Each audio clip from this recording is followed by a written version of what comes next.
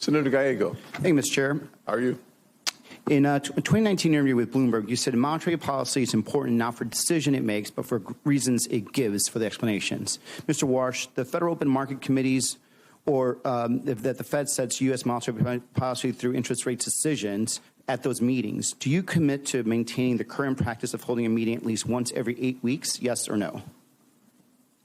Senator, by statute, as we talked about in your office, I believe the statute requires a minimum of 4 meetings, but 4 is not enough. So having more meetings than that is appropriate. But I've not even begun to look at the meeting schedules for 2027 and beyond, of course, subject to confirmation. Okay. So then do you commit to holding a press conference at least on the day of the FOMC meetings? Senator, right now press conferences are held periodically.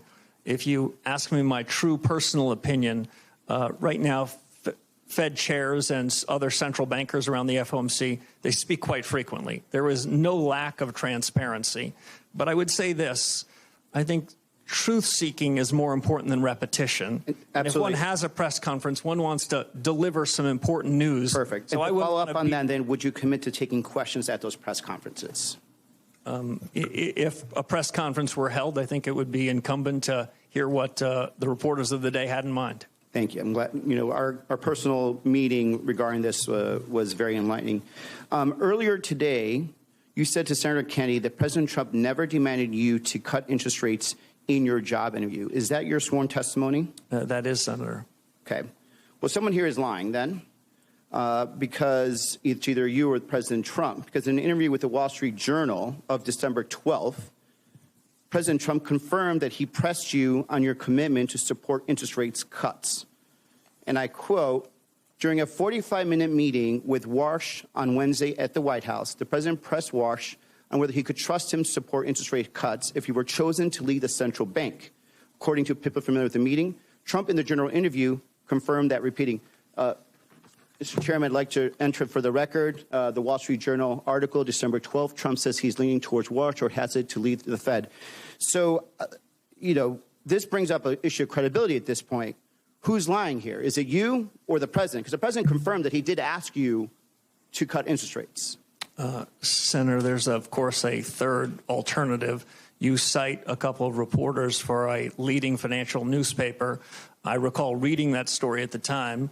Did you issue a correction? I think those reporters either need better sources or better journalist standards. Did you ask for a correction? There are things in the newspaper, Senator, I see all the time that don't strike my ear as correct. So it is, in your opinion, that the president then is lying when he said he did not ask you? I can only repeat to you, Senator, what I said to several of your colleagues. So you did not?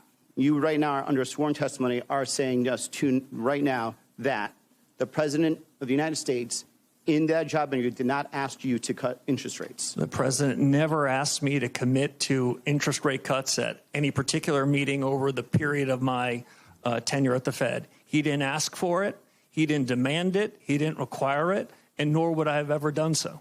So if these reporters come back and say, do another follow-up on this and they confirm what they heard, what will your response be? Well, my response would be what I suggested to you a few moments ago. As I read that story in real time, I remember thinking they either need better journalistic standards or better sources. So, here's my problem, Mr. Chair and colleagues. And Mr. Warsh, I think you're incredibly qualified. A lot of us are actually worried about the integrity of the Federal Reserve. We're worried about what this means for the economic markets, and we're worried about what this means for inflation. We're worried about your independence, and now we're hearing direct contradictions whether or not you were directly asked by the president to cut interest rates, and you're saying no, and he's saying yes. And I think for a lot of us, there's a question now of credibility. And I think there's a real reason why many of us are not voting no. As a matter of fact, until you verbally spoke to Mr. Kennedy and answered his question that he did not the president did not ask you to cut interest rates, this was not even going to be brought up. So there's definitely right now a true question about who is lying here. It's either you or it's the president. I yield back. Senator, if I might respond? Certainly. Thank you. I take my responsibility to be an independent leader of the Federal Reserve very seriously, if confirmed by this body. I take the integrity of the office and my personal integrity very seriously. And I stand by every word I said. The president never asked me to commit to any such thing, nor would I ever do so.